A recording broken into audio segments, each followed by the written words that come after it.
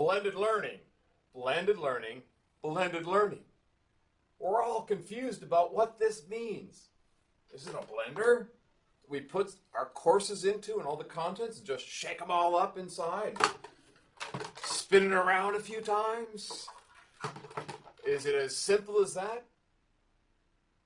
Is it as complex as that? Blended learning. Many definitions, many debates, many misconceptions.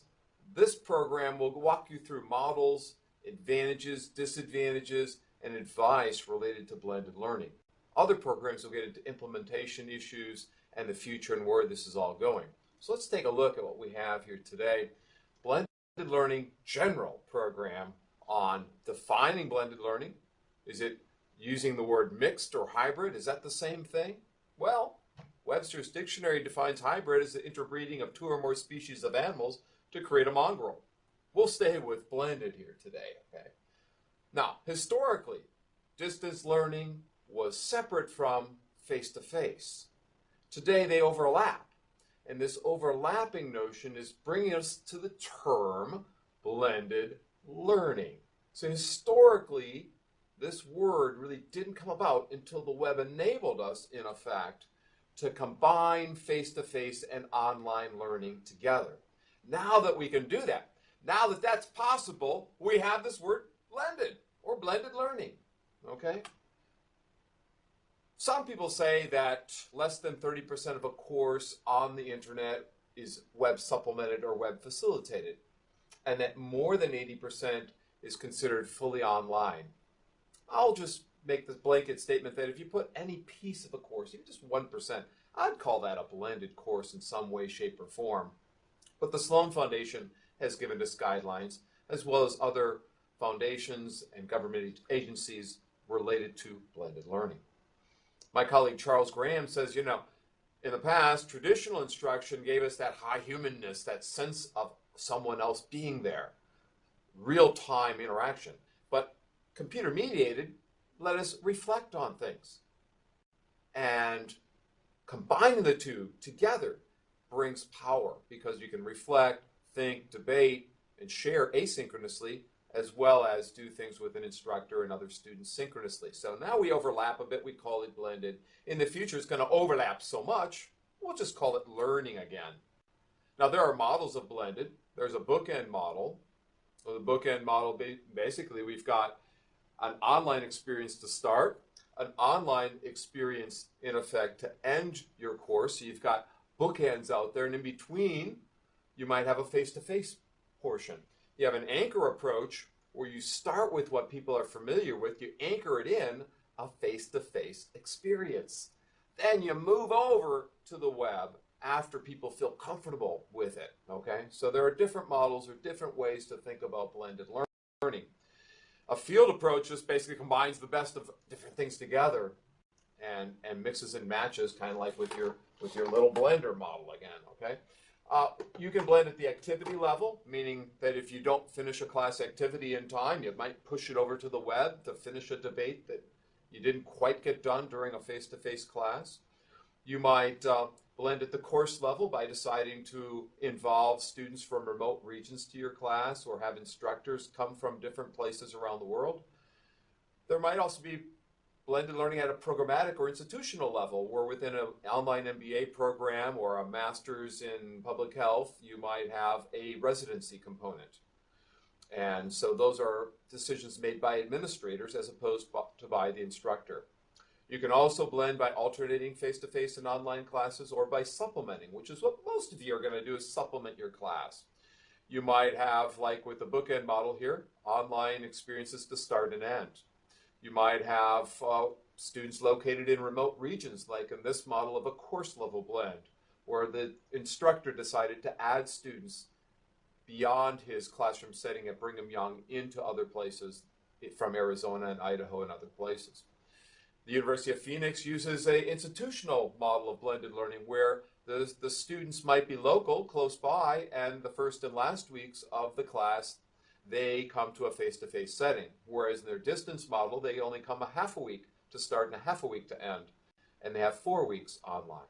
That's an institutional administrative decision. Now, some people divide up blended as enhancing blends, enabling blends, and transformative blends.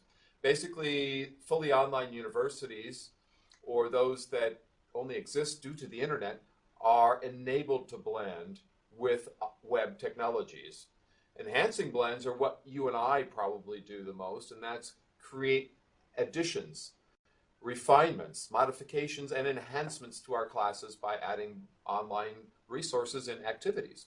Transformative blends are when you take the class and totally change it due to the web.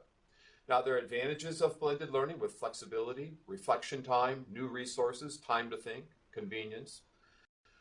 There are disadvantages as well, right? So these are the categories I mentioned of blended: enabling, enhancing, and transformative types of blend. Disadvantages include procrastination, students just waiting till the last minute or instructor doing so, novelty, but the big one is really trying to add too much to the class and overwhelming everybody with what you've done. Now, there are many aspects to blended that are important to think about in terms of what does the research say. The research says blended is best. Blended is better than face-to-face and online. It's very persuasive in terms of looking at the research that's out there. It's also pervasive. Everyone seems to be doing blended. In the future, maybe most courses will be, in fact, blended. In Canada, my friend Ron Ostin found students love blended learning. At the University of Central Florida, they find dropout rates in blended and fully online are about the same as face-to-face learning. At IBM, they've been able to offload 3/4 of their leadership training to the internet and only do the last quarter face-to-face.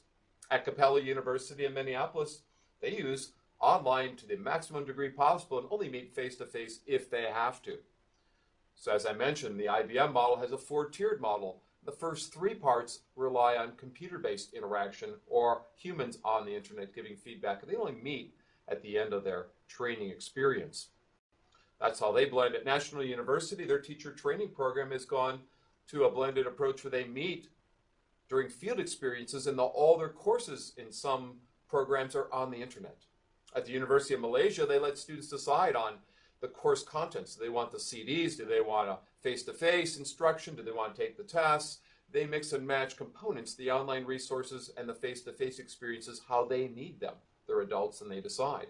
At the University of Glamorgan in Wales and University of Waikato in New Zealand, they have a continuum model from putting pieces of a course on the internet to putting the full course on the internet. So some final advice here about blended learning. Share what you see happening with others. If you're an administrator, evaluate what's going on. Set benchmarks. Make decisions due to your evaluation, not just random or haphazardly. Look at what other institutions are doing. Maybe even read about what other places are doing and then survey your students. Survey your instructors.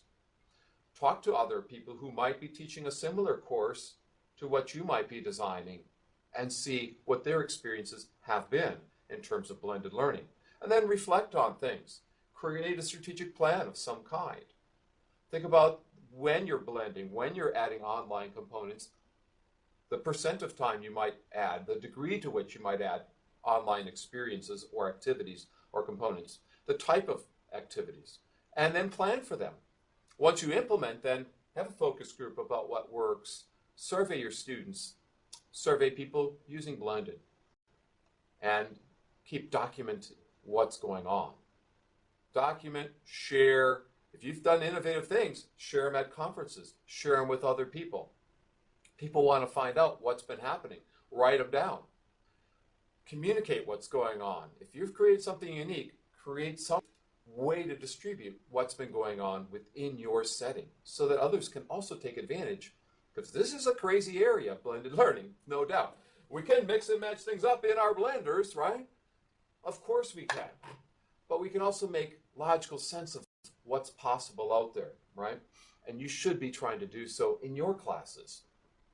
When you have figured that out, start sharing with other people. When you've created a model, document and write it up. Read other people's models.